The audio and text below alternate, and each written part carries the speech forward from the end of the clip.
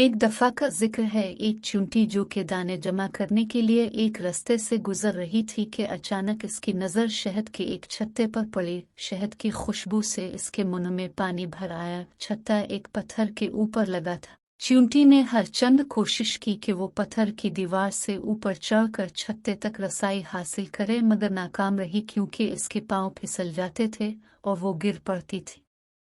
शहद की लालच ने इसे आवाज लगाने पर मजबूर कर दिया और वो फरियाद करने लगी कि लोगों, मुझे शहद की तलब है। अगर कोई जवां मर्द मुझे शहद के छत्ते तक पहुंचा दे तो मैं उसे मुआवजे के तौर पर एक जो पेश करूंगी।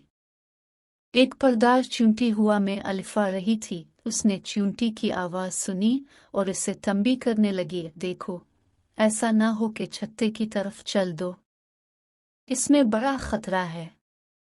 चींटी बोली, फिक्र ना करो, मुझे पता है कि मुझे क्या करना है।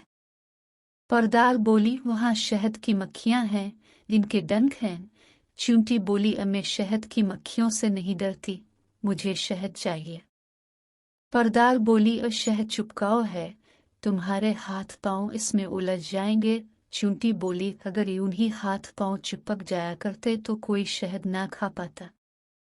परदार बोली, तुम बेहतर जानती हो, लेकिन आओ मेरी बात सुनो और शहद का ख्याल छोड़ो। मैं परदार हूँ, साल खुर्दा हूँ और तजर्बा रखती हूँ। छत्ते की तरफ जाना बहुत महंगा पड़ेगा और मुमकिन है तुम किसी मुसीबत में गिरफ्तार हो जाओ। चींटी बोली, अगर मुमकिन हो तो अपनी मजदूरी लो और मुझे वहां तक पहुंचा दो। अगर तुम ऐसा करने से कासिर हो तो ज्यादा जोश न खाओ, मुझे किसी सरपरस्त की जरूरत नहीं और जो नसीहत करता है मुझे एक आंख नहीं भाता।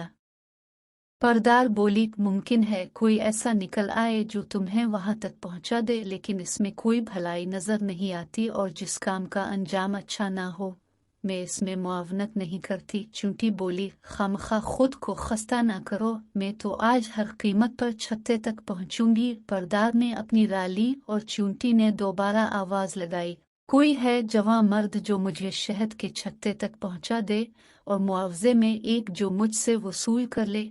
अचानक एक मक्खी का वहां से गुजर हुआ। इसने कहा, बेचारी चींटी, तुम्हें शहद की तलब है और तुम्हें इसका हक है, मैं तुम्हारी आरज़ू बरलाती हूँ। चींटी बोली, अल्लाह बरकत दे, खुदा तुम्हारी उम्र दराज करे। तुम्हें कहते हैं खैरखा जानवर। मक्खी ने चींटी को जमीन से अलिफाटे अलिफ और इसे छत्ते के करीब बिठाकर खुद अलिफार गई। चींटी हद दर्जा मसरूर थी, कहने लगी, वाह वाह, कैसी सादत है, कैसा छत्ता है, कैसी अच्छी बो है, कैसा उम्दा शहद है, क्या मज़ा है इसमें, इससे बढ़कर और क्या खुश किस्मती हो सकती है। चींटियां किस कदर बदकिस्मत हैं कि गंदुम और जो जमा करती रहती हैं और किस वक्त भी उनका रुख शहद के छत्ते की जानिब नहीं होता। चींटी ने आदेर अलिफादेर से कुछ शहद चाटा और आगे बढ़ती गई, हता के शहद के हौज में जा पहुंची और अचानक इसे महसूस हुआ कि इसके हाथ पांव शहद से चिपक गए हैं और उसके लिए अपनी जगह से हरकत करना मुमकिन नहीं रहा। इसने अपनी निजात के लिए जिस कदर कोशिश की बेनतीजा रही। तब उसने फरियाद की, और अजब तरह पकड़ी गई हूँ, इससे बढ़कर और क्या बदबख्ती होगी। ए लोगो, मुझे निजात दिलाओ, कोई जवां मर्द मुझे निजात दिलाओ। है कोई जवां मर्द मुझे इस छत्ते से बाहर निकाल लाए और मैं उसे 2 जो इनामे पेश करूं। पेशकश पहले थी एक जो कि 100 अब 2 की है। इस जहन्नम से निकलने की यही सूझी है। एन इस वक्त परदार चींटी अपने सफर से वापस आ रही थी। इसे इस हाल में देखकर परदार को बड़ा दुख हुआ और उसने फौरन इसको मुसीबत से निकाला। फिर बोली, मैं तुम्हें सरजनिश नहीं करना चाहती, लेकिन इतनी बात जरूर कहूंगी कि ज्यादा लालच गिरफ्तारी का सबब बन जाता है।